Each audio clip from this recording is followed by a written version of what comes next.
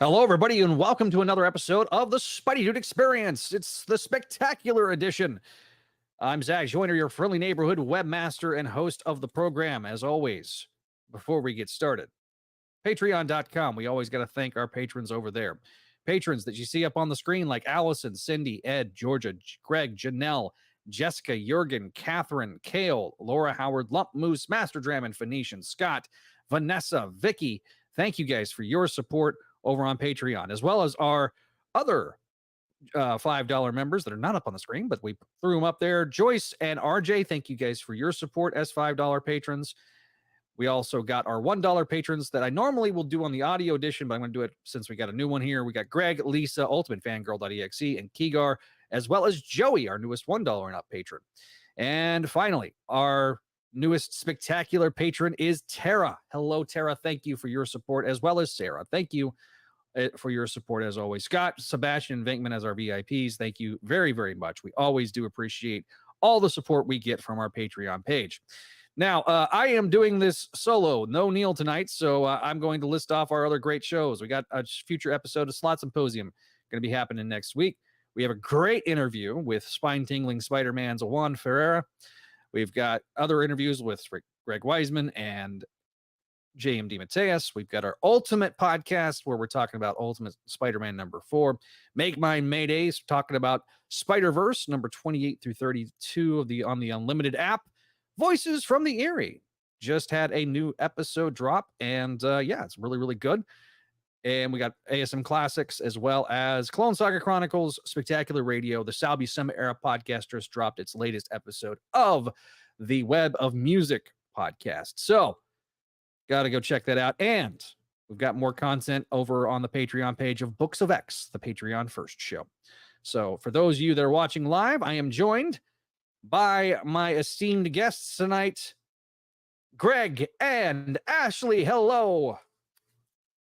Hello. So we are discussing Greg Weisman's Spectacular Spider-Man number 2 tonight. We've already got some people watching. And on the same day, Gargoyles Quest number 1 came out tonight. Hello, Ryan. You're the only one so far on YouTube. Got some people watching us on Twitter, and we've got some people on the comment bench. Oh, there's Chris. Better late than never. Hello, Chris. Hello. Where is he? I don't know where Chris is. Anyway, I got to throw up our. Oh, hi, Chris.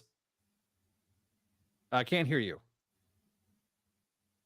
because you're muted yourself. There you go. Hello, Chris. Hey. All right. Hopefully his internet will cooperate. Although he wasn't able to watch tonight, since he has to be up at 3:30 in the morning, he wanted to show some support to the Spectacular Jackpot Dude Experience. Because you paid $20 for that there, Walter. I did it for you.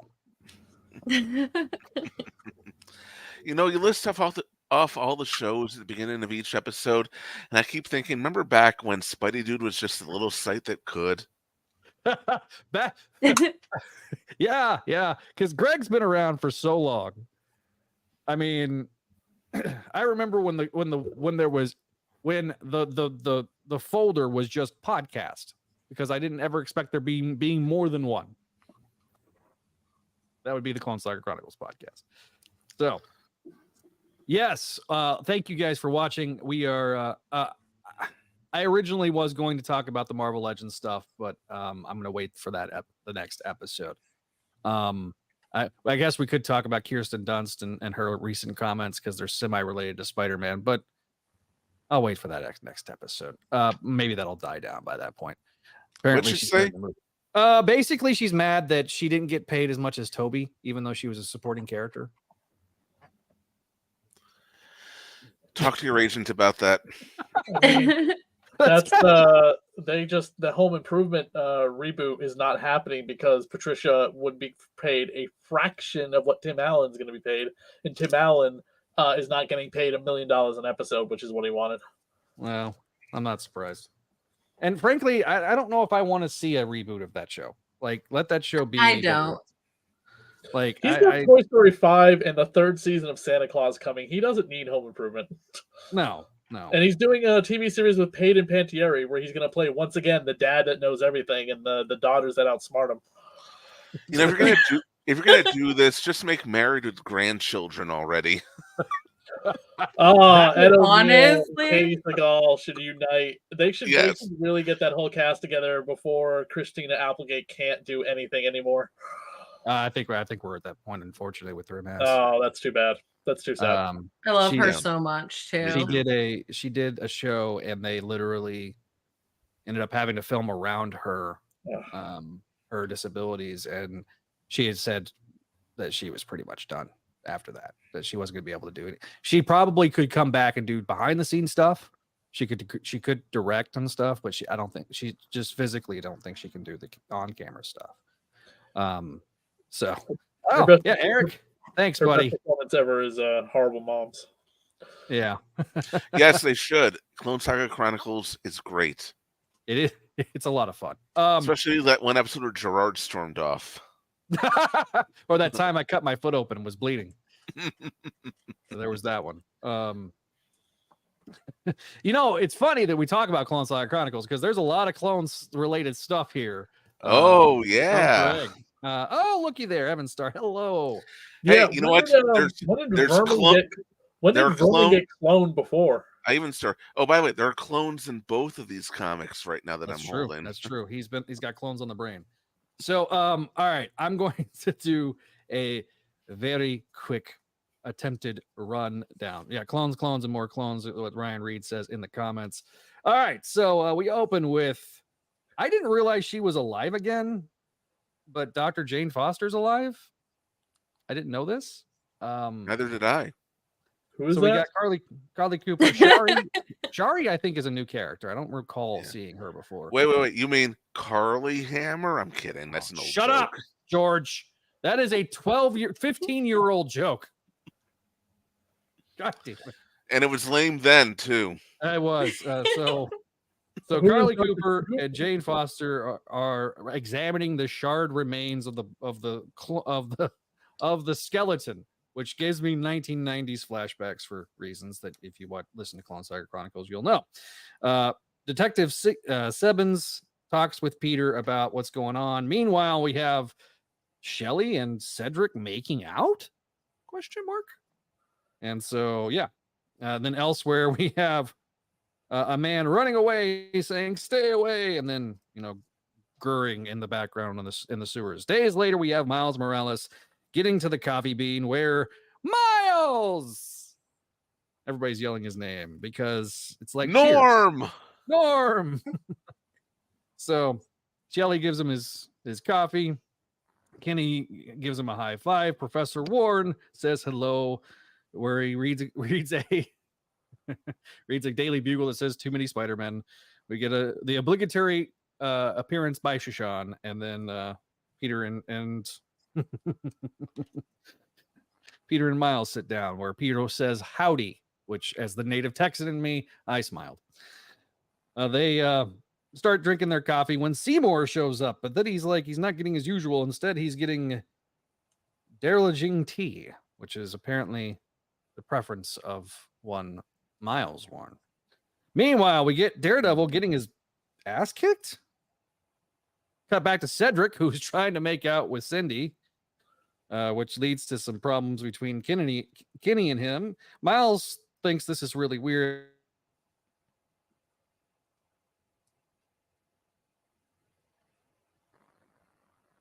Zach?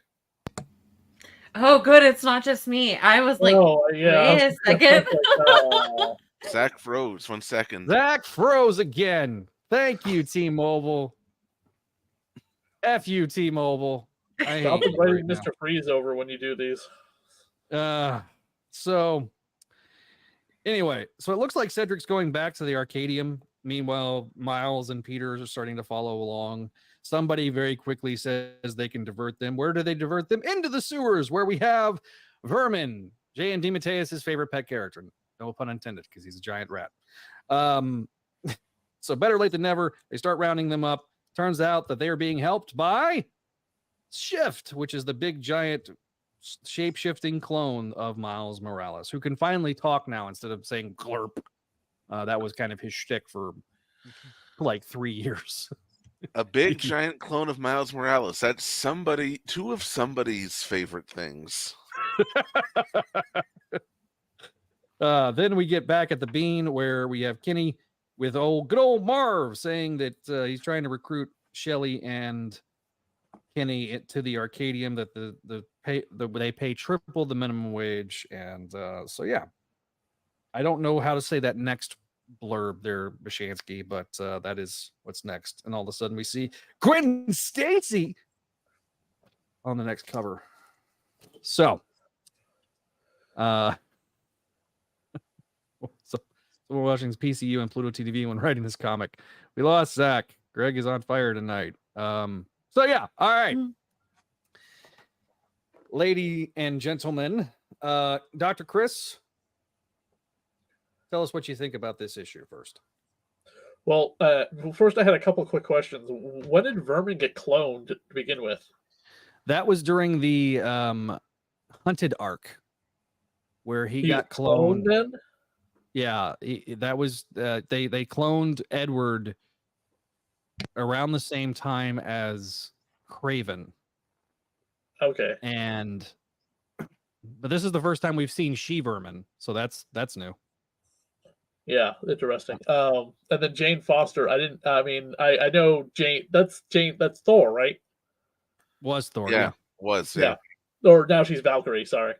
And I didn't know who the other character was that you mentioned that was alive all of a sudden. I was just like, wait, who was the third female in that group? I know Carly, obviously.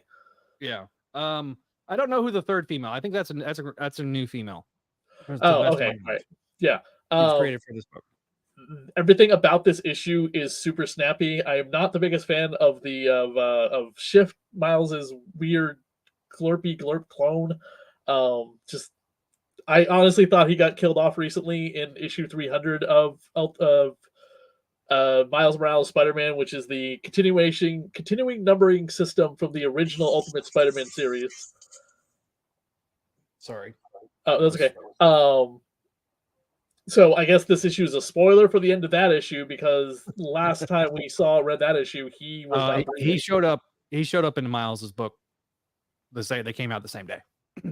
So right, yes, but what I'm saying is that like his ability to talk started in the issue 300, and at the end of 300, he got royally electrocuted or something badly, and Miss Marvel was yelling out, "He's not breathing! He's not breathing!" And that's how we kind of end that issue. So this issue coming out a couple weeks later, I'm assuming takes place after Miles's 300th issue adventure to signify. Yeah. Well, the next issue of Miles came out the same day that this was released, yesterday. And the spoilers for that issue, he shows up in that issue. Okay. So this takes place after that issue. Gotcha. Did Peter go on a date with Shashan in a last Amazing Spider-Man? I don't believe so. No, that was not Shashan. Oh yeah, right here. Check out Shift's first words in Miles Morales Spider-Man 300.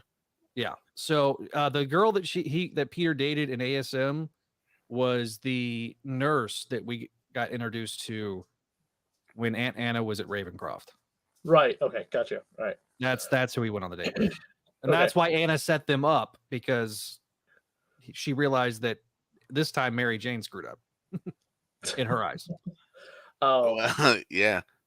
It's the way he draw. I mean, the art in this, it's incredible. I think this is Humberto Ramos's best artwork in years. His artwork can be kind of all over the place sometimes. I have them somewhere behind me, but I have all 4 volumes of Crimson signed by him. which he signed for free because it was like Crimson, whereas Amazing Spider-Man, he had $20 tags on his table for issues of Amazing Spider-Man. Do his creator-owned work, and he'll sign it for free. His creator-owned work, he'll sign for free because it shows that you're actually a true fan and not just like gonna hawk it on eBay 2 seconds afterwards. Oh my gosh! This happened at Boston Comic-Con in 2018. It was because I'm in the press. I get in very early, and sometimes I can sneak over to the tables while they're still setting up. And Nick Spencer was there. 2 issues of Amazing Spider-Man had already come out under his tutelage. And I asked, I was like, "Are you Nick Spencer?" He goes, "Yes, I am." He goes, "Nice to meet you. What's your name?" So on and so forth. And I was like, "You got a raw deal from the Captain America BS," but I absolutely thought the storyline overall, when it finally ended, was great. And I was a huge fan of his Goofy Foes of Spider-Man book, whatever that was called. The Superior Foes, yeah. Right. So he signed my Secret Invasion, not Secret Invasion, Secret Empire #1, the 2 issues of Amazing, and the Superior Foes of Spider-Man #1, all for free. There was a guy behind me with a briefcase full of like issues of #1 of Amazing Spider-Man to sign. And I was like, "What do you do with something like that?" He goes, "I tell him that I'll sign 2 and then take a hike."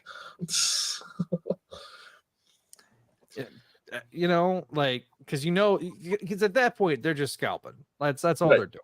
Like piles of Amazing Spider-Man #1. But anyway, back to this issue. Yeah. I think this is the best artwork I've seen of Humberto Ramos.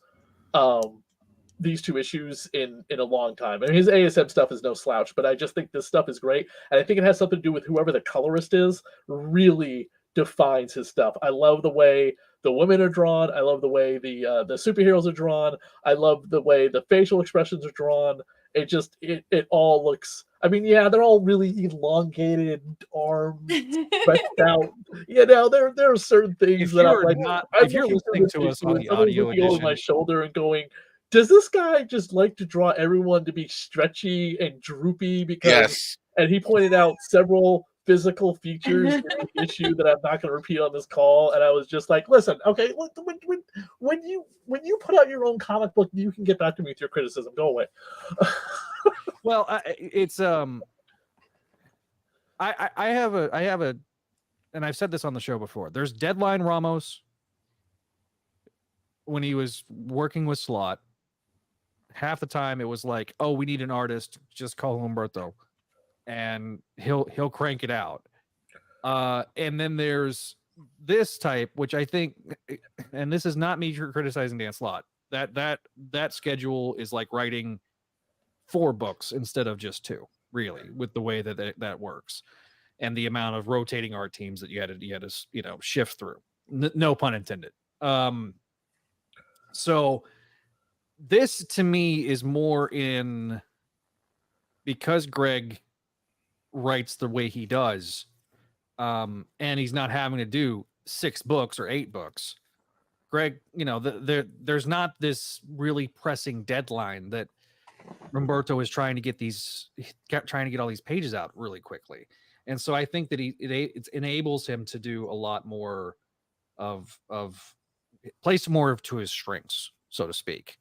And where he's very fast when he has to be. Because I remember 2011 when I was at San Diego, that poor man, he was doing Artist Alley for an hour, and then he would spend 2 hours basically in the bowels of the convention center doing pages of Spider Island, trying to get them done, because they were that crunched on the deadline, because they weren't going to originally do Spider Island as a story. That was when they were going to do Dying Wish, and then they shifted it back basically a year. So they had to suddenly, throw all the plates into disarray, so to speak. So I remember, like, that poor man. He had a later panel, and people were like, so word got out that he was having to do all those Spider Island pages, and they're like, how you feeling? He goes, "I'm tired." I'm very tired. So, because he was trying to do, because he was taking commissions and stuff like that, and then trying to do the page. It was just like, that poor man. So, Greg, your thoughts on this issue, or actually, let me do Ashley and then Greg. Oh gosh. I'm gonna go back to the first one, which you guys already discussed, but it plays into this. Yeah. I read both of them earlier, and it is really difficult for someone that has ADHD to sit there and read this stuff with the jumping back and the time jumps, and it's a little bit confusing. Like I'm going to be honest, I am not a huge fan of this series. I like elements of it, don't get me wrong, but the now, then, meanwhile, and like all these different things, it's really hard when you have ADHD to follow along the story like properly, I guess.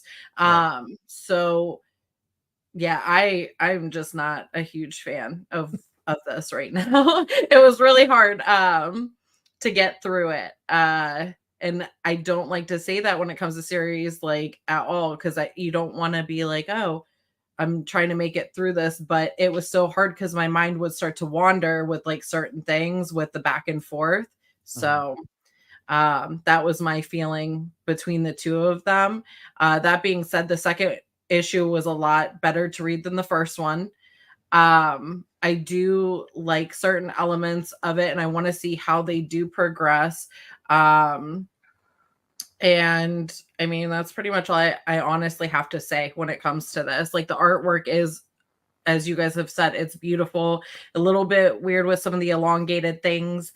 And you guys doing the wacky, wavy, inflatable tube guy, gestures and stuff. That's all I could think of when you guys are doing it. And then when I thought about it for the actual book, that I do get that in some aspects with how their arms and things go. So, but yeah, it was a little difficult of a read for me. So I appreciate he draws like all his people, like J. Scott Campbell draws all his women the exact same face on every single one of them, because all the men and all the women have these features, every single one of them. Whether it's like the way their faces articulate, the way their arms have no muscles, the way the breasts droop down, the way they're throwing a punch. It's I mean, they got the boob socks bad when it comes to the women. Yes, that was one thing my coworker pointed out to me, that it was just like, what is with the boobs in this comic book, Chris? Well, and like I was talking about with Campbell, especially, like the that's not how boobs work. Like you're not gonna get like the anyway. Moving on, everyone tuning in. Anyway. Greg, you give me your thoughts, buddy. I'm gonna go get me a drink of water. All right. Well, I really enjoyed it. Of course, like I said when we talked about the first issue a month ago, the first issue was laying a lot of groundwork. I mean, I get why it was jumping around. He was setting up a lot of the stuff. This new issue felt a lot more focused. It was more so than the first one. And I do agree with that. I get laying out the foundation, but it felt like so many different storylines going on. And you can tell me if I'm incorrect in that, but I felt like there were so many different storylines going on in the first one that it was a little bit confusing for the first part. The second part, yeah, you were correct. Yeah. It does seem more. Well, obviously, as anyone knows, being familiar with this man's work, I know it's all going to come together. Together sooner rather than later. It's already beginning to.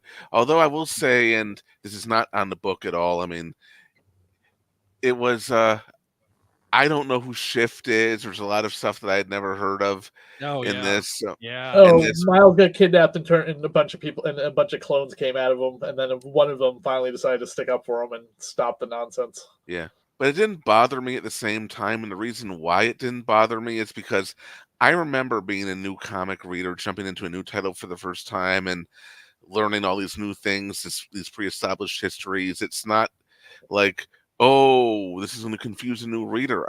Okay, this is a thing that exists.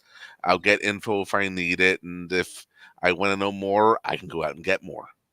Mm-hmm. Yeah. Ahmed's run on Miles was kind of one that left me pretty cold. I've liked what he's doing with Daredevil so far, and so and I will 100% agree. By the way, they didn't ask me to do this, but shout out to the amazing Spider Talk guys. Cody Ziegler did an interview with those guys and talked a lot about his work on Spider-Man, and looks like it was a pretty extensive interview. So shout out to those guys. Go check that out. And I agree. Look, Cody Ziegler's run is really good, considering it's been mired with several different crossovers. You don't have to read the crossover issues. Like in terms of like, go read the crossover to understand what's going on in the issues. They're very self-contained stories that happen within the crossovers. He's done a very good job with that. I think it's great. Oh yeah. I did like, and I'll say this, I've never cared for Vermin all that much ever. I didn't realize what Vermin's current status quo was. I didn't read Hunted or I mean, I read all of Nick Spencer's run. Was Vermin in there at all? I forget. Vermin was in there. That's where it came from. Right, Yeah, right. So it's it was been one a while. of the point. It was one of the point issues during that where Yeah. I think Arcade clones him essentially. Yeah, I kind of like the idea that there's a bunch of clone vermins that are good guys that are taking care of people down there. I thought they were adorable. The female one was really cute with her hair. She had a blowout, like beautiful. She vermin. See, this is the type of perspective that we would have never gotten had we not brought Ashley on the show. Because I don't know. Sorry. I don't know a damn thing about a freaking blowout, but Is She had Vermin still a cannibal? I mean, these ones, because these ones are like helping people, so I don't think they're eating them unless they're like, here, I got you some like Panda Express, and then they they're were eating them after. They were eating people before this. Oh, Yeah. Shift educated them. was trying to help them, which again, kind as of long makes as it sense. doesn't turn into that situation where like Morbius had the homeless people bringing the bad people down to him to feed on, and it was ended up being anybody they could get their hands on. I mean, I just read. I had only read the first part of that story. I finally read the second not too long ago. So yeah, I know what you're talking about, Chris. That was from Todd McFarlane. That was the last. That was towards the end of McFarlane's run. That was like issues 12 or 13 and 14. Right, it was right after the Wolverine Wendigo storyline, where again there was a cannibalistic creature in that too. and Greg, I know for a fact that the two lesbians are going to pay off, but they're that was the one page that I'm like, I don't. Why am I supposed to care? Who are these people? I like that the one dude was Turk. Which one? The guy that was in court in the previous issue. Oh yeah, we didn't get a follow up on that either. So no, that's Turk. I'm pretty sure because we see him punch out Daredevil. So I'm pretty sure that was Turk in the last issue. It is. Yeah. Oh, okay. Now I understand. So again, I think this is going to probably be one of those that maybe reads better in the trade. Maybe. But it's a and decent. Or as more come out, I mean, to fully understand where it's going and where each like one an of these onion. storylines is going. Yeah, it's like the onion, and we got to wait for it to bloom. But Is Turk like that guy that was on the Daredevil show? Yes, he's in the comics too. Okay, I'm slowly getting through the Elektra Daredevil story. Ow! My cat's got his claws in me. Story arc. Only on this podcast. Well, I mean, it is a black cat, so I'm showing off my absolute love for Felicia right there. Drawn Felicia Hardy Vampirella picture by Ken Hunt. Nice. I just had a deja vu. I think that like last time you were actually on the show, where you weren't sounding like Alvin from Alvin and the Chipmunks. I didn't really come on for that episode because the internet was just so effing bad. But I remember the cat got dug into you and it was a thing. That was the last time I was actually on for one of these. Yeah. So because when I sit in this chair, he's like, "Oh, this is time for me to come over and sit in your lap." Yeah, even though I never ever do that ever. It's kind of like Waylon and Daisy. I mean, Waylon deciding to bark at the moon. I just had him weighed the other day too. He is like 14 pounds and not overweight. They said. Oh, good. Your cat's bigger than both of my dogs combined. He is massive. They were shocked. They said, no, there's no fat on him. He is just muscle. They're like... Probably from clawing at you all day. 10 years old, and like he is the Black Panther of this house.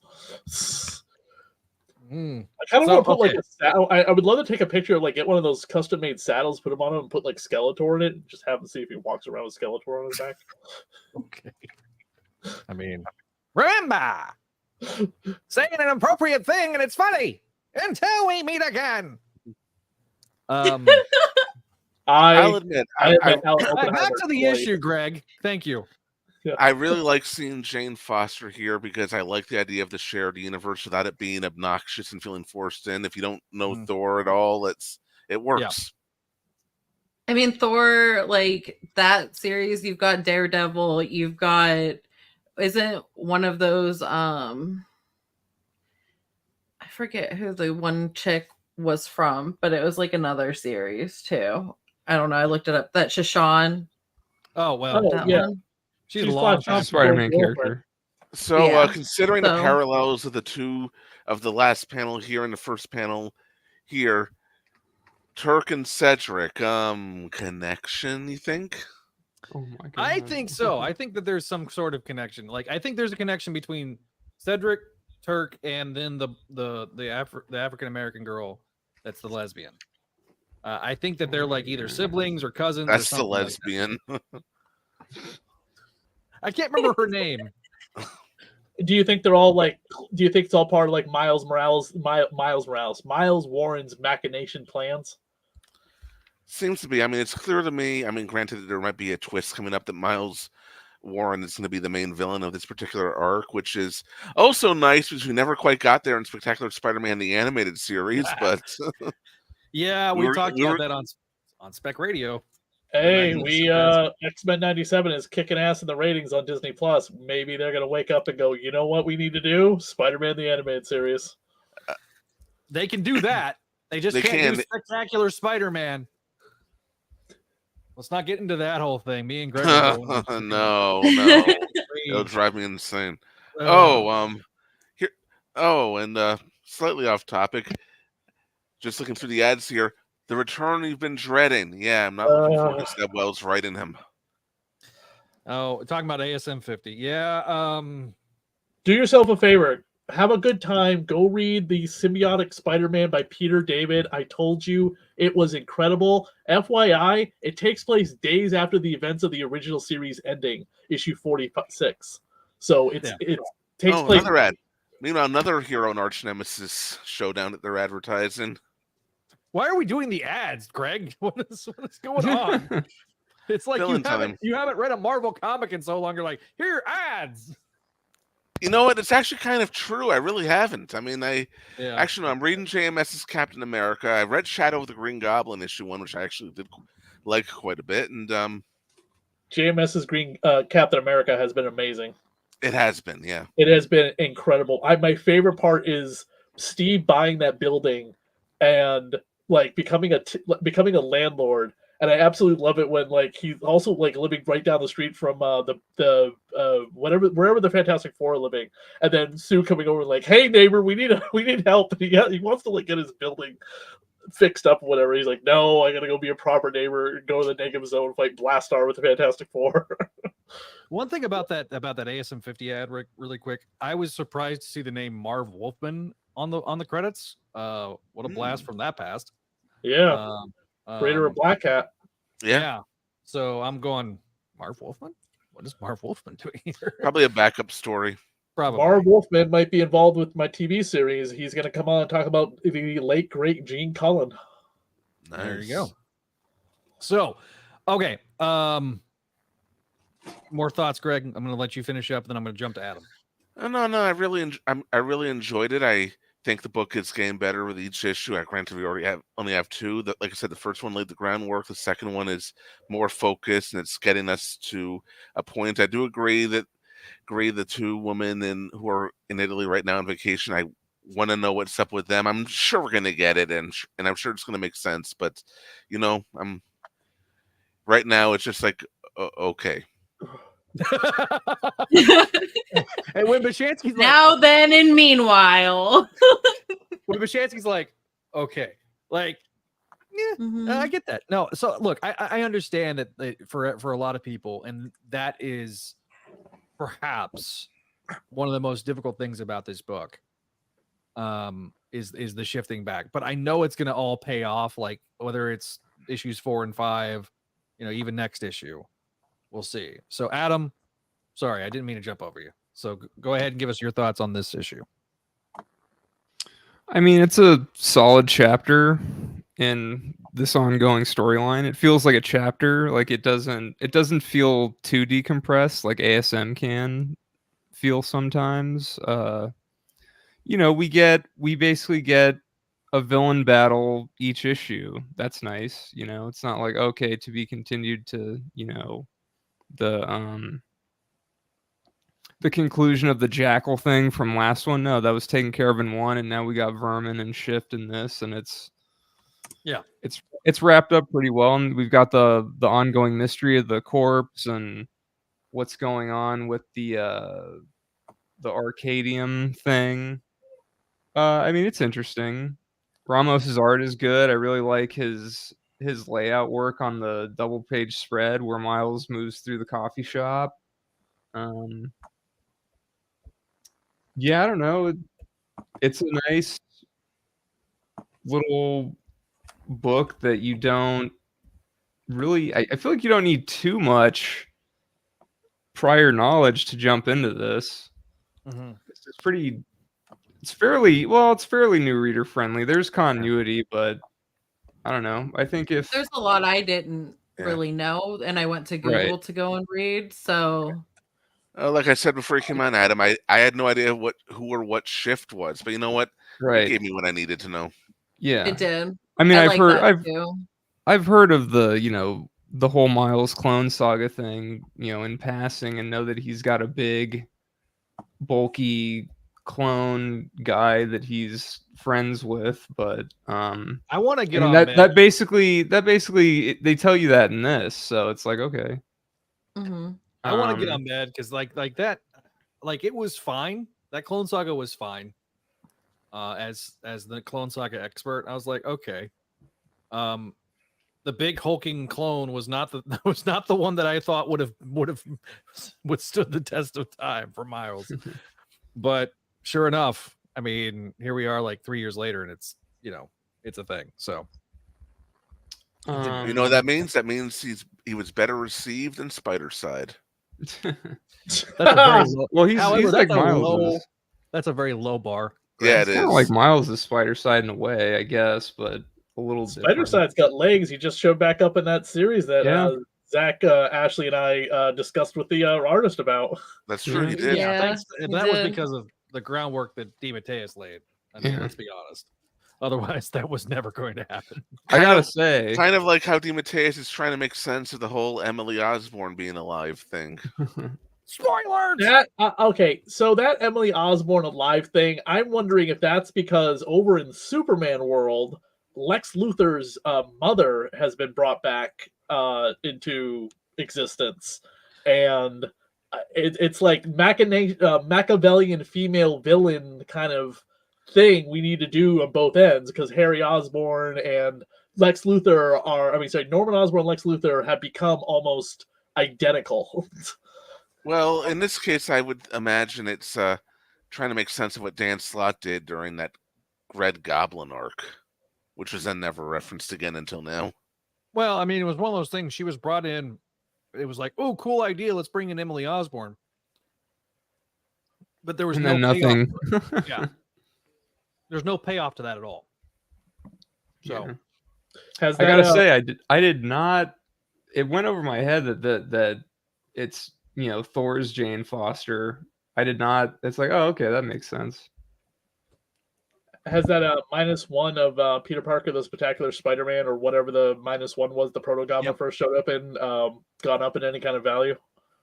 I haven't looked. I have not looked. But it's like one of those -1 month issues, right? It Yeah, was it was Black Month. Yeah. I've got a copy of that somewhere.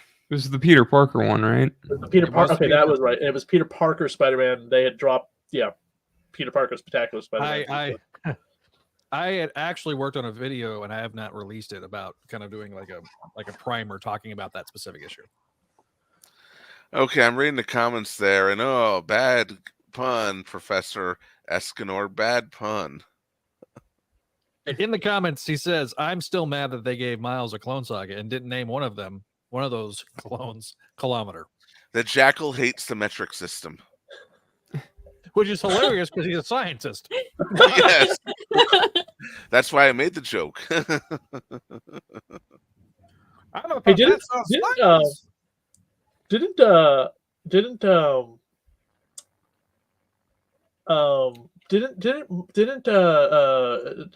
What was the last thing we saw the Jackal in prior to the miniseries, the Spine Tingling I'm Spider-Man? tingling.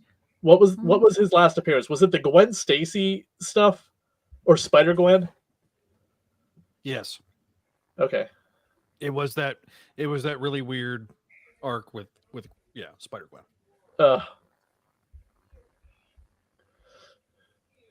You know, the worst part of the Jackal, which is him being a creepy professor that's like trying to go after a co-ed because he's 45. So, Well, that's 45. real. He's got to be like older. He's got to be in his 50s. oh, he's probably in Let's his 50s or 60s at this Let's point. be honest. That's real, unfortunately. Zach, you would know this. Who was the Miles person that got with the Gwen clone in that hologram anniversary issue during the Clone Saga? Warren Anthony Miles. Serba. No, that was Warren Miles. Okay, so that was a clone, right? That wasn't the was the a clone. hipster Jackal with the jacket. Yeah. Yes. Wasn't that retcon to be Anthony Serba and then retcon because high evolutionary bullshit? Yes. Poor Yes. Anthony Serba. You know, it would have been hilarious if I heard Serba Anthony got the Serba's. rawest of raw deals. So It he would goes have been from being, hilarious to hear Anthony Serba's name show up in the Guardians of the Galaxy Volume 3. yeah. He goes from Hey, it being might- the lab Hey, it assistant. might turn up. Yeah, go on. He goes from being the lab assistant to then being the clone of Peter Parker because Jerry Conway was embarrassed, to just being the lab assistant again, to potentially being the little fantasy role that Miles had played, to being just another clone, He has more retcons than Scarlet Witch. which is impressive. Because Scarlet Which Witch is has become like, a major movie character with merchandise everywhere and girls cosplaying as her. Nobody's cosplaying as Anthony Serpa. Not yet, at least. Greg, say what Never you're gonna underestimate- say. Show us Never- the book. What were you saying? I don't even Go ahead, remember go ahead. you. I don't even remember you. Killed my train of thought. The train left the station and went into Yes, a it very did. wild direction. Yeah, I'm not Alright, on so- fire anymore. Thank you to whoever said that to begin with. But Greg's on. Yeah, Greg was on. Yeah. So somebody said Greg was Oh, on there fire. is- Professor Connor, to be fair, the pun is better than naming a clone Selim, Miles backwards, or Mind Splainer. Hey, different clone. This book, Thalog is awesome. Yep, in Oh, the classic Scarlet Spider Unlimited, Zach's favorite. I remember that episode. I remember That that episode- also. That episode was so fun to record, but I hate that fucking issue. As like, unironically, it is one of the worst comics ever written, and I don't blame. I back then I blamed the writer. I don't blame him because he was given all these heaps of notes. Like they should have just had Glenn Greenberg do it instead of him editing it, because the poor man just kept getting thrown like more shit all over him to try to sit there and sort through. Because it was like we're doing we're retconning a retcon to try to undo the retcon, and that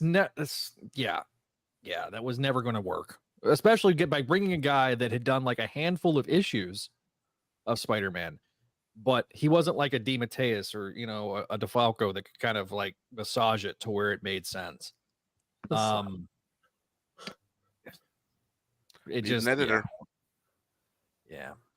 Apparently, Gamer Sly Ratchet just finished reading Quest, so I'm Good on you. familiar with that username. I've been seeing it around for years. Hello. all these Gargoyles people watching the Spider-Man show because it's Greg Weisman. So thanks to all the Gargoyles fans. I'm pretty sure he's also very much a Marvel guy. I don't know him too well, or probably at all. No offense, but I am familiar with the username. Greg, what did you think of the Gargoyles remastered? I think it was a remake of a mediocre Sega Genesis game. That's fair. That's fair. I bought it. I played it for about 20 minutes, and then I didn't pick it back up again. But It didn't take. What? Did you pick up the toy? Yes, I did. Okay. Well, that's that. Well, our comic book coming out for Free Comic Book Day. My brand new comic book is actually named after Demona from Gargoyles. Oh, there you go. Nice. Yeah, it's called Detective Demona and the Case of the Human Trafficking Cannibals. Mm-hmm. Hey, she's on the cover this month. Cannibals. Very Again. prominently. Chris, I think you have a problem. You have cannibals on the mind. I don't think she eats. I'm gonna go people, back though. through and actually watch this and start pinging how many times he talks about cannibals. Like every time Hey, he you does, are- take a you sip are of what you water. Uh-huh. You don't. You know what? You don't You know what? Let's answer Calvin's question. Should cannibalism be a ground for leniency in murder trials, considering that it's less wasteful? Is that from Calvin and Hobbes? Bro. Yes, it is. I forgot about that one. Oh, Calvin yeah. and Hobbes is We gold. miss you, Bill Chris. Watterson. We do. It's a she's a private detective, takes a case and then has to go investigate a warehouse where human trafficking is happening and people are being cannibalized. So she's not doing the cannibalizing. No. She is. Hey, somewhat good, Professor Escanor agrees with me. That's the It twist. should be. Yeah. she's a somewhat good person, with the exception of the fact that when she gets some information to blackmail somebody, she uses it to her advantage because she is a succubus. So it's a crime story, it's a detective story, and then it turns the last 2 pages into a adult, mature XXX comic book. Oh, okay. Well, So- succubus. Sounds like my. Never Sounds mind. I was fun. going to say it sounds like my. Don't say it. Don't say it. I know what he's going to say. So I we know will where have that them, was going. Moving We past will that. have them at my booth at my table on Free Comic Book Day, black bagged, of course, to protect the children that come by picking up their blood hunt comic books that day. Yeah. Marvel's Blood Hunt. Oh, I did love the fact that you got the Blood Hunt Free Comic Book Day coming out, the Transformers Free Comic Book Day, the Teenage Mutant Ninja Turtle one, the launch of the Amanda Waller Absolute Power DC story, and then of course Spider-Man's gonna have his. Yeah. Yeah, and what was there's I checked the solicits today. They're in July. Their Marvel Zero is coming out. So if you miss the 2 Marvel Free Comic Book Day issues, you can buy them as one issue for $7 in July. Oh my God! I don't think- $7. I don't think they've ever done that before. Do you know why? Because last year the Free Comic Book Day Spider-Man 2 video game Right, comic books yeah. sold out, if that's the word you want to use, and Yeah. they've never reprinted it. So they probably looked at that and said, you know what we could do with the people who want this? Make some money. Yeah. Well, the last time they did a reprint of a Free Comic Book Day was Swing Shift. Yeah, Swing Shift. Director's cut, but they added all the extra bonus features since it was going to be like such a big thing towards Brand New Day. As far as the issue goes for Radiac, he's still engaged and hopefully it goes somewhere interesting. He doesn't want to be the Debbie Downer, but it feels like writing for the trade. And he would change his prediction now that it will not be the Tinkerer, but more the more obvious mastermind behind this, none other than Arcade. Although why he would be in New York City and not in Murder World can be interesting if it's true that Arcade's the guy. More likely next issue, Peter and Miles go into the VR world too. That'd be interesting. I think there is some writing for the trade elements, but it could be a lot worse. Zach, I gotta jump. I got a interview at in 15 minutes for somebody for my TV show. All right, buddy. All right. All right. Chris, pimp your stuff before you leave. we just posted a new episode of the Spectacular Sal Buscema Era podcast with Christmas-themed Spider-Man music, by the way, if you happen to listen to it, because it's covering the 3 issues where Doc Ock comes to visit for Christmas time, and then he's building something underneath New York City in the next 2 issues.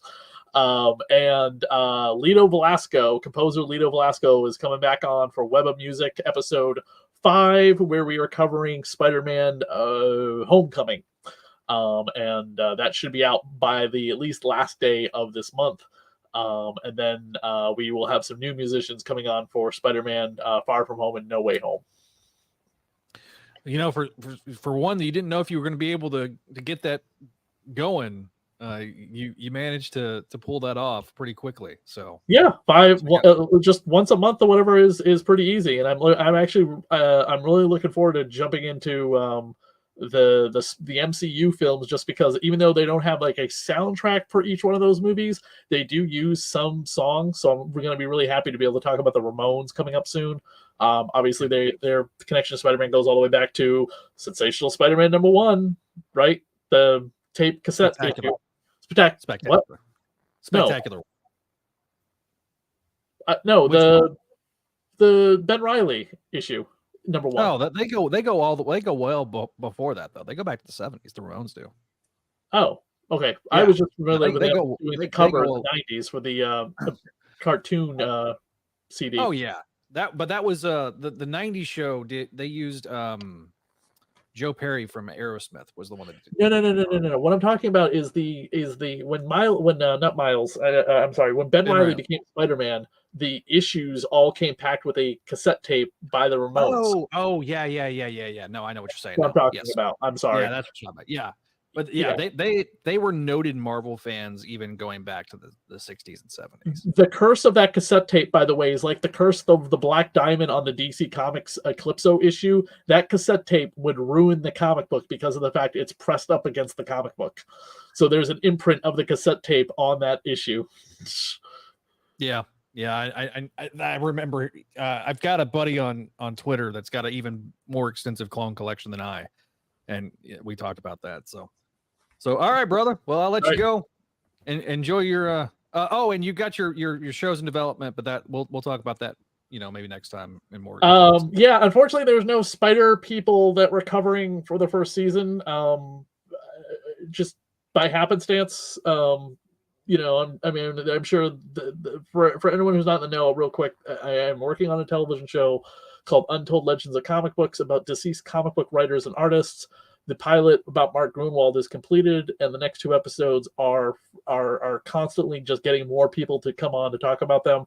One of them is Denny O'Neil, and the other, who does have some Spider-Man connection, but let's face it, he's mostly a bat guy. And a horror episode, which I'm excited to do because Printed in Blood is coming on to talk about him. Bernie Wrightson will be our horror-themed episode. Where can we see this? I can shoot into the group a link to the private episode about Mark Grunwald. It's not anywhere yet. The pilot is kind of circulating around at film festivals right now, and I'm hoping to put it up on streaming. We're working on grant money right now to make more episodes that won't require me to pay for them. Oh, good luck. So, yeah, we have a ton of back catalog interviews with people like Graham Nolan and Mike. 2 people who've given me so much is Mike Carlin, former DC comic editor who just retired, and the 1989 producer Michael Uslan of the Batman movie. That's awesome. So, all right. That's awesome. All right, brother. Cool. Bye. See you, bud. All Bye. right. And then there were 4. All right. Mm-hmm. So I forgot to get his grade. Ah, damn it. Oh, well. That's why we need Neil here. He's on top of that. Yep. Yeah. We I miss am you, lost Neil, without you, when Neil. he sees We this. miss you. We miss you, Neil. He is on vacation. So for those that it's not that he didn't want to be here. He's on vacation. He's out of town. So, all right. So speaking of grades, I suppose we might as well go around the horn. Adam, what's your grade? B+, I guess. All right. Let me throw that up on the screen right quick. Oh, I wanted to make sure. This is what happens when I'm not prepared. You said B? I think he said B plus. Yeah, B plus.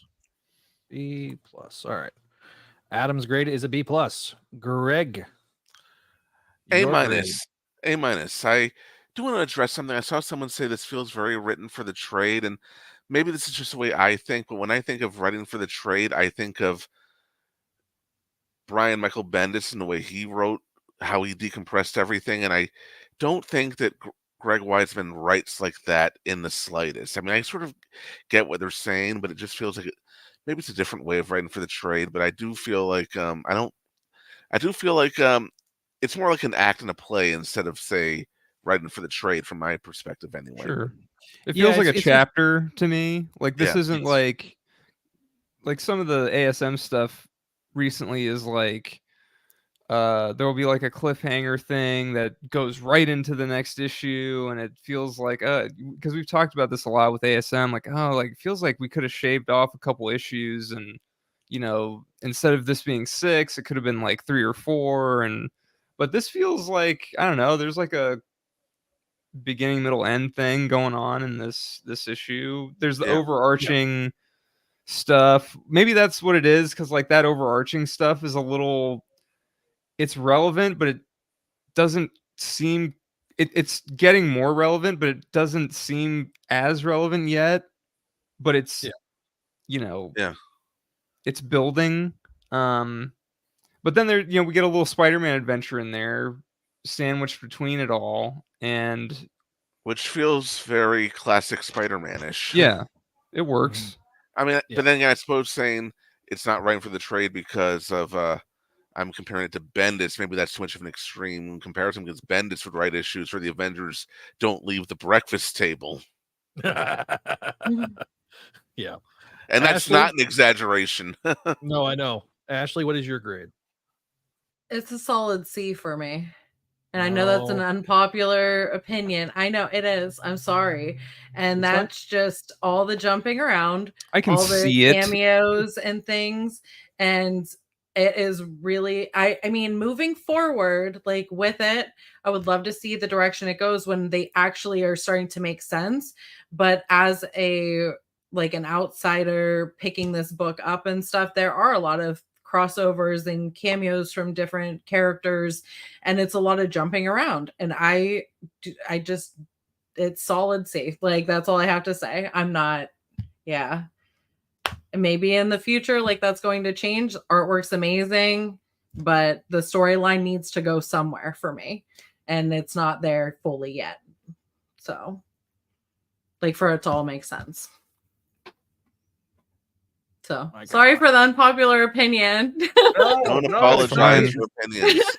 No, I appreciate, and I think Greg appreciates it. I know Greg's like, I know I'm close to this, and he knows what his bias is. It's a similar bias to me, because I haven't given my thoughts yet. I just realized a lot of keeping in mind, like, a lot of modern comics, a lot of modern superhero books, they do this thing where it's like, okay, a story arc is either 3 issues or it's like 5 or 6, and this is kind of one of those things. Like, we're basically like a quarter of the way through the story, because I think this is going to be about 6 issues. Is it 5? Thing. Oh, okay, 5. Well, it's 5. It'll be 5 or 6.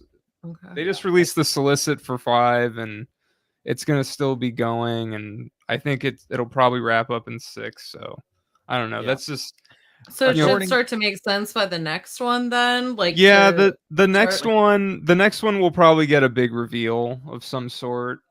Yeah, I kind of get the feeling where if it's a 6-issue arc, we're at the end of Act 1 here, and then we'll be getting to the end of Act 2 as we start getting that rising action, right? That classic storytelling trope, where we get the big reveal, and then the heroes will probably react in issue 4, and then we'll start getting towards the resolution with 5 and 6. If it follows that type of track. So I haven't given my thoughts. Loved the issue, I'll be honest. For me, I really enjoyed it. I enjoyed the cameos, but again, this is a guy. This is from the perspective of, I am a guy that's very tuned in. So that's why I do appreciate Ashley's perspective, because you are somewhat tuned in, but you're an outsider coming in to this, right? And you did this to save my bacon because I didn't know if anybody was going to show up. I be did. frank, she was like, I volunteer as tribute, and then she's like, I'm very confused. Then I lost the Hunger Game. No, I'm just kidding. Damn. You weren't murdered. I mean, or you weren't unalived. Damn it, YouTube. I have to use their Orwellian phrases now because I don't want to get demonetized. Greg. Am I wrong? I like his facial expression. No, you're right not. As my face becomes increasingly redder. Tomato, tomato, tomato. Tomato, tomato, tomato. So, but I enjoy the issue. I think, again, I agree with a lot of what you guys have said in terms of the artwork. I think the artwork is stellar. Mm-hmm. And again, because Ramos has time, he's not sitting there trying to crank out 2 pages a day. I just feel like that he's able to just kind of let himself cook, and there's more detail, there's more nuance to the artwork. He's not trying. Yes, anatomy stuff. I mean, yes, Gumby Spider-Man's a thing. That's baked into the cake with Ramos. I'm sorry. That just is. Freaking. For those that were not listening to this or watching this live on YouTube, well, watching Chris doing the inflatable arm thing just broke me a little bit. Wacky, wavy, inflatable 2-man. Which he did draw Mary Jane like that during Hunted. yeah, he did. I would like to see that after this. Please drop that photo. We'll have to go find it. But again, I think Vermin with boobs, things I never thought I'd ever see. Oh God. It was cool to see Shift here. I'll be honest. I was, that was very much an unexpected thing for me. I had accidentally skipped over 300, so I did not know he was talking until I read to the same issue that came out today or yesterday, and I was like, Shift is talking. Oh, thank God, because all he would say was glurp for like Glurp, 2.5 years. glurp. Glurp, glurp. Well, I didn't expect Shift because I didn't even know Shift was a thing until I read the issue. But again, I do appreciate the sort of hands-on approach that Lowe is bringing to this book as editor, and saying, hey, we could bring in this character and do those things. So I know Greg's going to do his research. I know that that's going to be a thing. And Greg's not going to approach a project without going back and rereading other things that are related to it, specifically Miles. So, because I know that's kind of obviously coming in, that's kind of his sort of weaker spot, as we talked about in our interview. Yeah. So, but yeah, I really enjoyed it. Thought the artwork was good. I'm interested in why, because I know we all know Miles is involved, right? Like, maybe not Ashley, but like the rest of us know that Miles is involved. He kind of has to be because they're making such a big deal about him. But the Jackal's and like the Jackal is a thing. Like he's gonna be involved in this. And so I'm like, where are we going with this? Because does he, or is he? Notwithstanding the spine-tingling Spider-Man, because I thought that was a very interesting thing that they did with that book. Outside of that, like, we haven't had an interesting Jackal story in a very long time. Anytime they brought the Jackal in, it's usually been a bad thing, and we're like, please stop. Like spine tingling? Outside of spine tingling. That was the exception, honestly. I really like that series. It was amazing. It was really good. Beautiful artwork, obviously. And we're not just saying that because Juan was on the show. Mm-hmm. We're saying that because it's true. I mean, it's gorgeous artwork.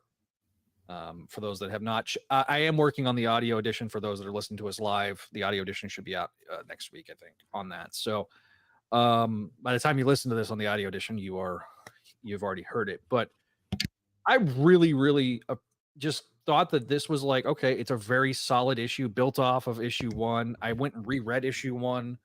I don't do that as often as I probably should on other books. It made me want to go back and reread it. I understand what you guys are saying about writing for the trade,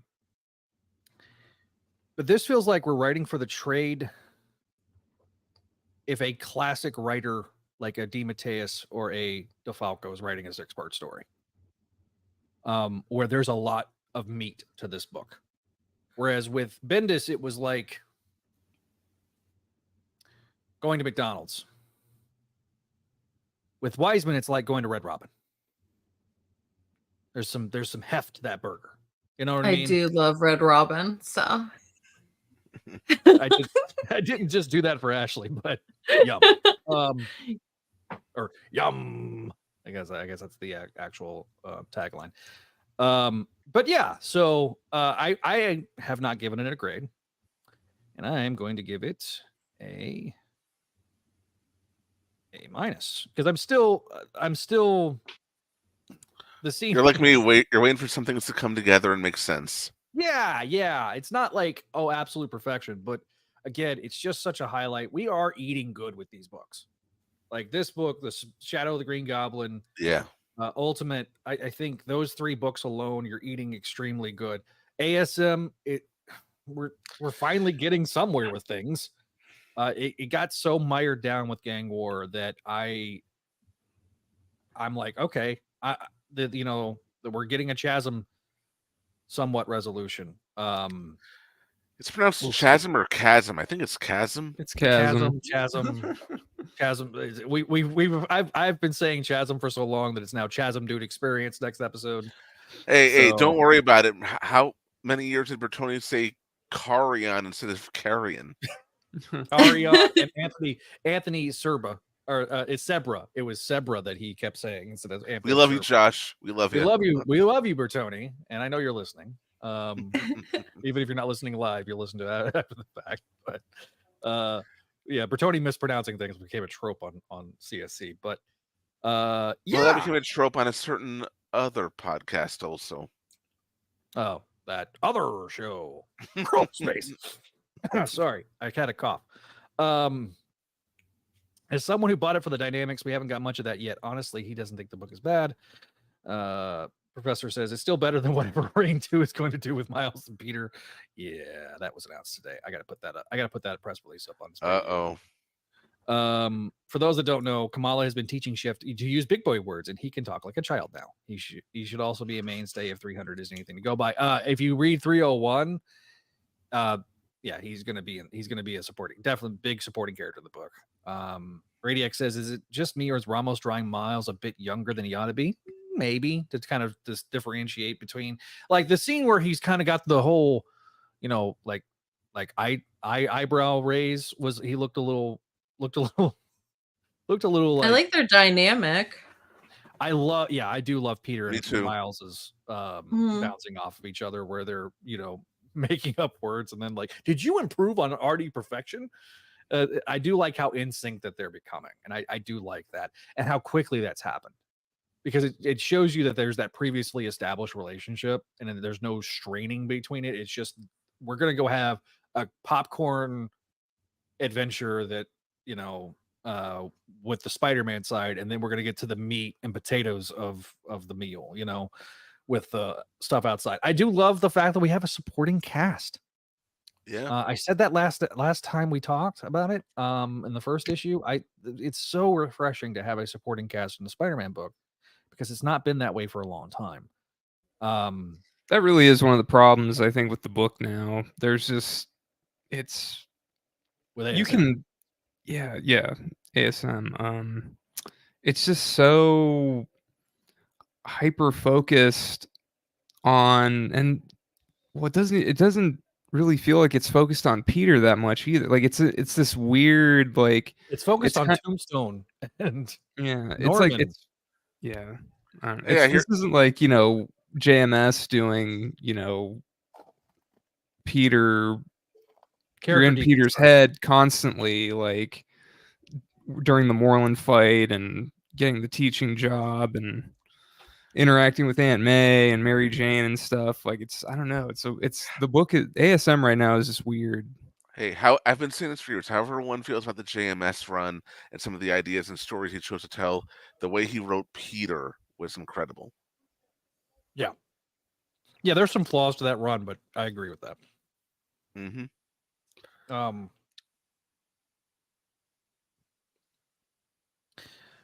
Yeah, well, we'll talk about Caden, I think, in a future episode, because he's going to be showing up. Also, Vinkman made me laugh with this one. He said, "I've heard somebody bring body pillows on another stream earlier tonight. Now Chris is talking about cannibals and succubuses." Oh, wait till you hear the next episode of Voices from the Eyrie. Jamie Thomason is back. He was the voice director, and every time he comes on, it's like it turns into a drunken Mystery Science Theater 3000, and we're not even drinking. Oh, I love that so much. Yeah, I remember. So when he we'll was be on. tuning in. Yeah, you can watch. Yeah. Audio edition's out there right now, and video edition for the Patreon page. So. Yeah, not for this one. This one's going to be out next. This one's going to be out on the let me take a look, the 26th or the 25th. Okay, so next week. Yeah, from when this is being recorded. So I believe Zach recorded with Jamie Thomason at least once on Spectacular Radio. I do. I remember that. I do. It was a blast. Like, you and I are sitting there having to mute because we're laughing so hard. Because every time he would come up with some random aside, and it just would. And even Greg who's trying to be stoic at the time, and he's laughing. And that was. And I think he did it also with. There was one time I think he did it with Gerard and Kristen, and it was Jamie. And I don't think Gerard. I don't recall Gerard ever coming on with the guests outside the first show. Oh, that was right. Yeah, it was. Who was it? It was. I thought it was Kristen. And it was Kristen, definitely. I don't remember. For some reason, I thought there was always there sometimes was a third, but I couldn't remember. Oh no, never mind. Anyway, try thinking out loud. For our poor audio listeners. Radiac says, waiting for the trade is more so a description than a qualifier. It does feel like part one of the first story. The action adventure is more sparring to take us to the next scene, more so than actually being character driven, though the sewer part was part of Peter Miles investigating. To him, the biggest flaw has obviously been issue 2. He needs to take time, but the draw of this series is the Peter and Miles dynamic. So far, we have not seen much than the usual. We are both Spider-Man, which I think we're getting there. Right. I think now that we've established where the hangout is, where everybody knows your name, Miles, and I enjoyed that joke quite a bit. That's the thing. Like, this is. I mean, they should have done this book years ago. They should have done this book after Into the Spider-Verse came out. Yeah, agreed. And I don't know why they've been sitting on this for so long. But I'm glad that we got Greg writing it. I think he's going to be the right man for the job long term. Weisman's a big fan of Cheers, and you can tell by reading this book. Yeah. I do want to point out too, the scene in issue 1 where you've got the voice actor of Kenny from the animated series and Josh Keaton voicing that 9-box grid where he's trying to get the order right by Josh Keaton was Chef's Kiss good. And then they did similar. Yeah. Yeah, and I think it was Zeno, was his Cyborg on Young Justice, who took up the role of Miles, I think, right? Of Miles, yeah. Good job too. That was fun. That was a lot of fun. They did it for issue 2. More of that, Josh. More of that, and inject it in my veins, please. I don't know if they did that with Greg or if they didn't do it with Greg. They surprised him with that. I knew they surprised him with the first one. I didn't know if they were talking with Greg on the second one. But regardless, I think that's super freaking cool. And actually, maybe they did because they got a preview of it. They showed off the scene from issue 2. I think they did it for the second time. I think the first time was complete surprise, but the second time was they got together. We'll have to. You may have to ask Greg next time. You talk to him. To what Adam said, it was really telling when Greg was on when he stated he got the job from Lowe's assistant recommending him off Gargoyles work, and if he remembers, it was his suggestion to do the book. Yeah, that's true. That was how. That's how I got the book. So, kudos to. Let's let me get the name correct. Was Caden? Yeah, it was Caden. It was the assistant editor on the book. So he's still listed as an assistant editor. So, which leads there was never plans, not even a light bulb moment to make this book off Spider-Verse. Yeah, I kind of agree. Yeah. It's just weird. This is a license to print money. From what I've talked, they did the 2 books already. Like, well, they had done. Yeah, they did the 2 I just don't get why they didn't do the 2. Like, when after he was in the universe, like, why didn't they do it? For those that are audio listeners, I'm eating goldfish. For those that are wondering what that was. So yeah, we'll take some final comments. I am going to repoint out Walter's intro from the episode because he wasn't able to watch tonight. And if you want to leave us super chats, we really do appreciate it. It's the Neil Fund, as I give us money. Like to call it. Give us money. I mean, give Neil money. It's the pay Neil. Well, here's my comment. Ashley, welcome aboard. A pleasure to finally be podcasting with you a little after talking to you in the chat a bit. And also, I do appreciate your perspective for another reason. One of my favorite podcasts I'm listening to right now is Gray 17, a Babylon 5 podcast. Babylon 5 is my favorite science fiction series of all time. I adore it. I love it. What they do there is they have a bunch of people who are familiar with the show and several people who are new to the show, some of them completely new to science fiction in general, going through every episode. They just finished the 4th season. They're going to finish it out for the 5th season. So hearing those newbies, especially the ones who don't know sci-fi at all, comment on it is quite fun, refreshing, and sometimes they notice things that we don't. Although my favorites were the, oh, I didn't hate it comments.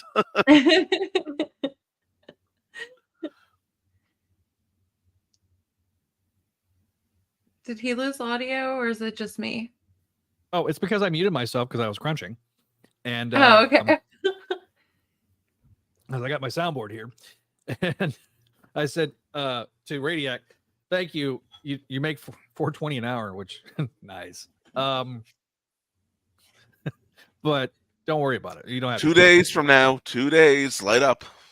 Yep. Well, I live in Texas. If I was in Colorado, you bet your sweet ass. I'm in New York. We can do that here. Yeah. Pennsylvania too. If I drive up to Oklahoma and say I got a backache, I think I can probably get a card. But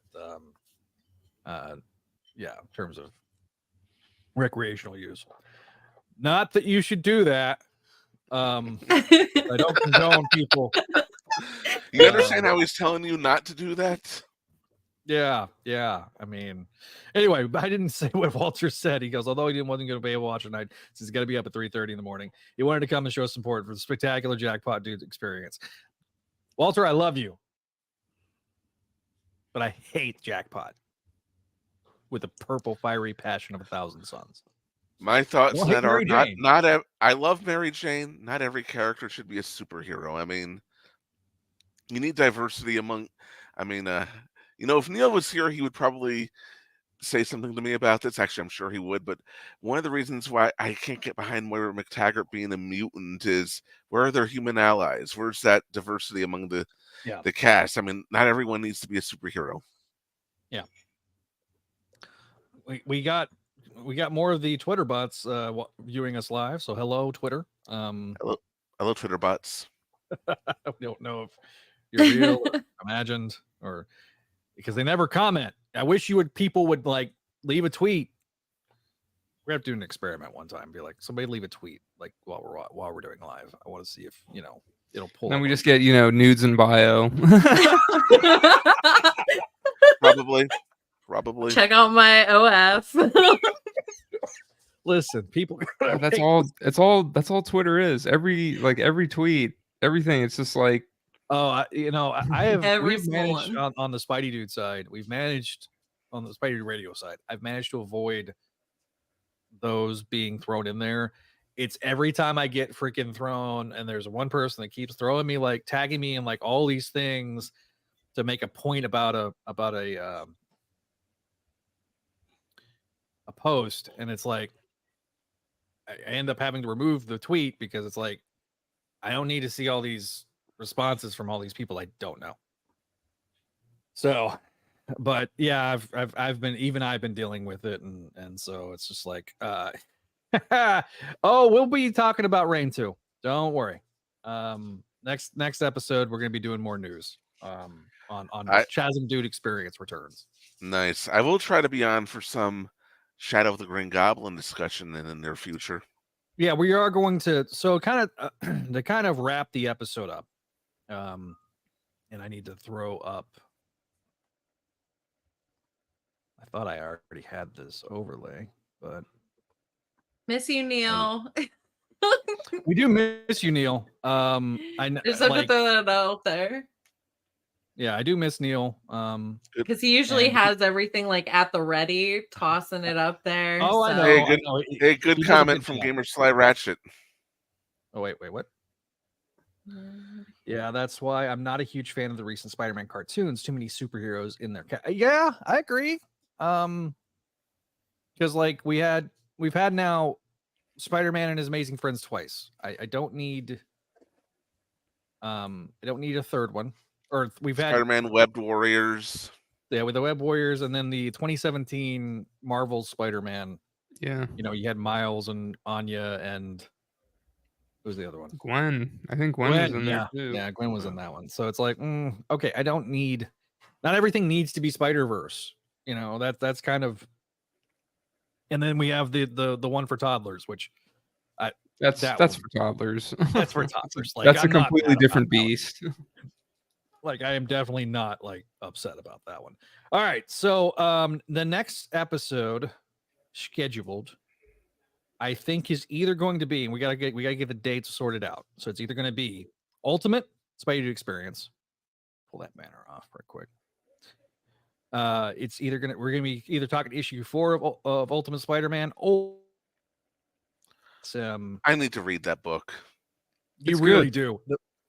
The first 2 issues are available up on Marvel Unlimited right now. Yeah. We'll Which one? talk after the Ultimate? episode. yeah. Yeah. Oh yeah.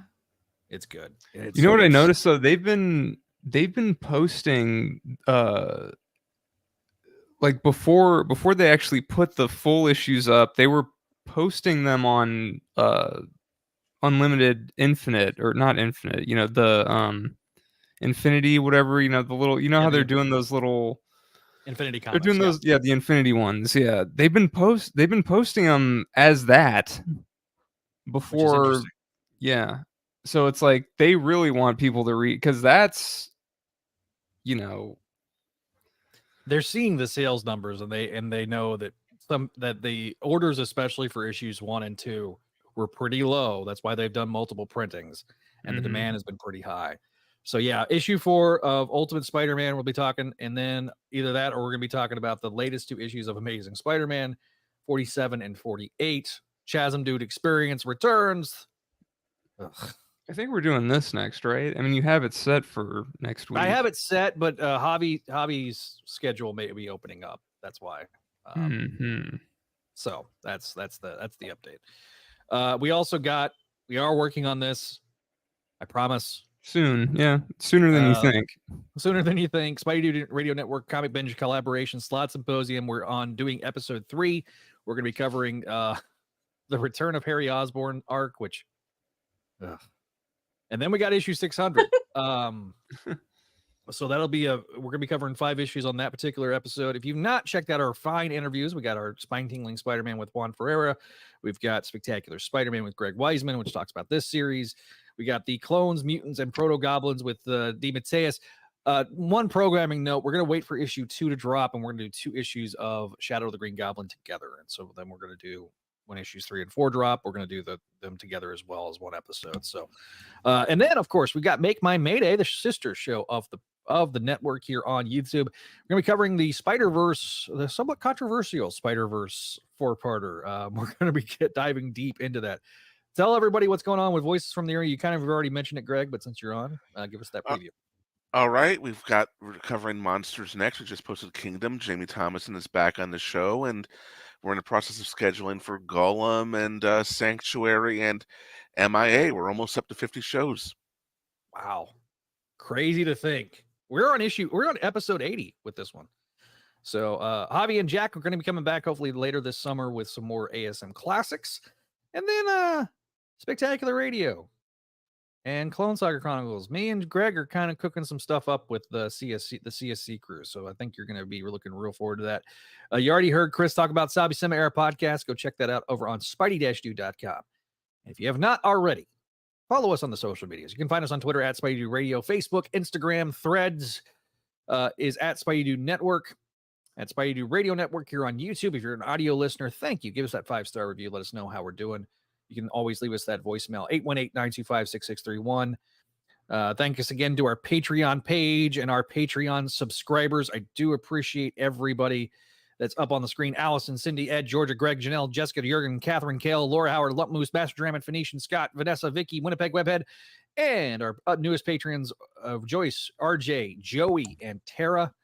Thank you again. We also want to thank our, as I clicked the wrong button, our spectacular patrons, Tara and Sarah, our friendly neighborhood patrons you see up on the screen with Joey and Scott, Sebastian, and Venkman as our VIPs. Thanks again for all your support. Thanks again for everybody that's in the chat. We can talk. Greg, do we want to talk about X-Men 97 right quick? I like it. I love it. I think it's good. Let me pull the branding off because that's a good question. I love that series, man. It's really, really, really good. It is. Professor, certainly one of the characters of all time. I love X-Men 97. Matt Bird means that for the most part, both the company and the writer of an issue are proving that they are out of maybe. God. Damn it, Venkman. Giving us a 5 eggplant. You're lucky you're a VIP, Venkman. You're lucky you're a VIP. Only VIPs can give us eggplant ratings, apparently. Yeah. That's fair. Like I say, if you have not checked us out on the social medias, please do so. We're trying to figure out what's going on with Facebook and in the live streaming stuff. I kind of yelled at Facebook quite a bit on Twitter today. Because I was very frustrated. But if you want to leave a voicemail, please leave us a voicemail. I still have the voicemail line active, 818-925-6631. Leave us a voicemail. Let us know how we're doing. I think it works internationally, but I'm not sure. I've never tried. So, but yeah. So if you have not already checked out all of our Prime programs, thank you guys for your support. Oh, Professor, that is fighting words for a lot of people. Goblin Queen. I did just watch that episode 3. It's like, damn, that went quick. yeah. Goblin Queen was like, they condensed like what 20 issues of story. Short version of why I liked that. I feel like they did it without character assassinating Scott Summers, and while also treating Madeline Pryor with a lot more dignity than the original comics did. If you guys want us to do an entire episode just talking about X-Men 97, leave us a comment down below. Let us know if that's something you guys are interested in us doing. Please, yes. Commission it on Patreon.